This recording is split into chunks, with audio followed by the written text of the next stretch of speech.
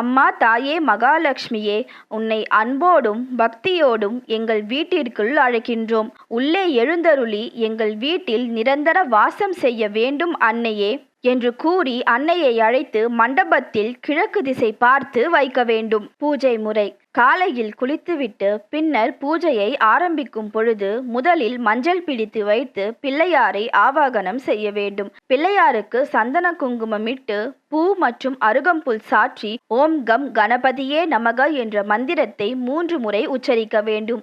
அதன் பிறகு உங்கள் குலதெய்வத்தை வேண்டிக் கொண்டு, குலதெய்வ மந்திரம் தெரிந்தவர்கள் அதை உச்சரித்துவிட்டு இருபுறமும் 2 குத்து விளக்குகளை ஏற்றி வைத்து பூஜையை ஆரம்பிக்க வேண்டும். வரலட்சுமி நோன்பு கடைபிடிப்பதற்கு நெய்வேத்தியமாக சர்க்கரை பொங்கல், கொழுக்கட்டை, அப்பம், லட்டு, பசும்பால், தயிர், பாயாசம் என்று நீங்கள் அம்மனுக்கு பிடித்தமான நெய்வேத்தியம் எதுவாக இருந்தாலும் சமர்ப்பிக்கலாம்.